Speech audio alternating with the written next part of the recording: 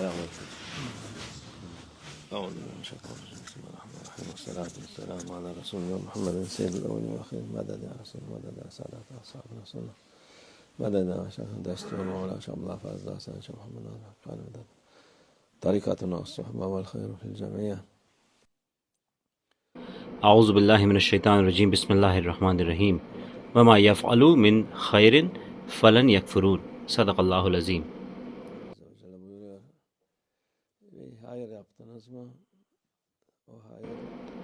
اللہ عز و جل کہتا ہے کہ جب آپ کوئی اچھائی کریں تو وہ اچھائی آپ کے ساتھ رہتی ہے، وہ کھوتی نہیں ہے. اللہ کے یہاں اچھائی رہتی ہے بالکل. جو بھی نیت ہے اس نیت کے حساب سے آپ کو وہ اچھائی آخرت میں ملے گی.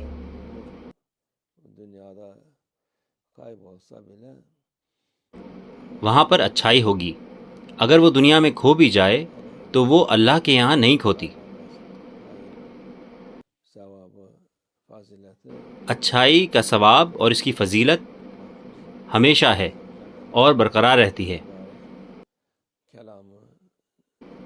اللہ عز و جل کا مبارک کلام حق ہے. بہت ساری اچھائی کی گئی ہے، بہت ان میں سے کھو گئی ہے. ہمارے رسول اللہ صلی اللہ علیہ وسلم کے وقت سے لے کر آج تک لوگوں نے وقف بنائے ہیں. پچھلی صدی سے بہت سارے ایسے ادارے لوٹ لیے گئے ہیں. ان لوگوں نے بنیاد رکھی ہمیشہ رہنے والی. بالکل اللہ عز و جل ان کی نیتوں کو برقرار رکھے گا.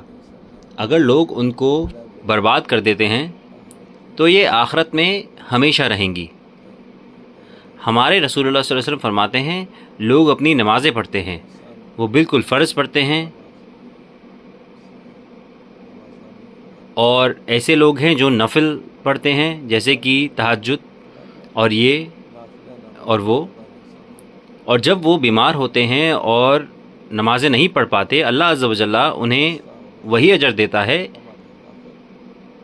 ان کی بیماری کی وجہ سے. اگر وہ نہیں بھی کرتے، ایسا ہوتا ہے کہ جیسے انہوں نے اس کو کی ہے. اچھائی کے ساتھ بھی ایسا ہی ہے. جو اچھائی کی گئی ہے وہ بیکار نہیں جاتی. جب اللہ عز و جل کے لیے نیت ہو،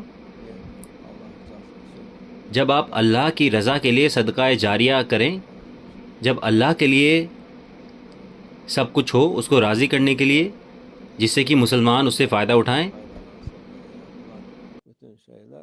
اس کا اجر اللہ کے یہاں ہمیشہ ہے. یہ ایک بڑی خوشخبری ہے. بہت سارے لوگ سوچتے ہیں کہ میں نے ایسا کیا، اب بعد میں کیا ہوگا اگر یہ چلا گیا اور کوئی اور آ گیا. یہ سب چیزیں آپ کی ثواب کی کتاب میں لکھی ہوئی ہیں.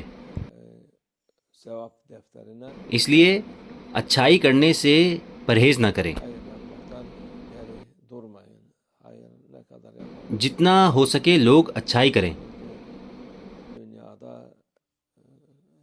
کیونکہ دنیا کے معاملات اس دنیا میں ہی رہ جاتے ہیں، لیکن آخرت کے لیے کی جانے والی چیزیں فائدہ لاتی ہیں.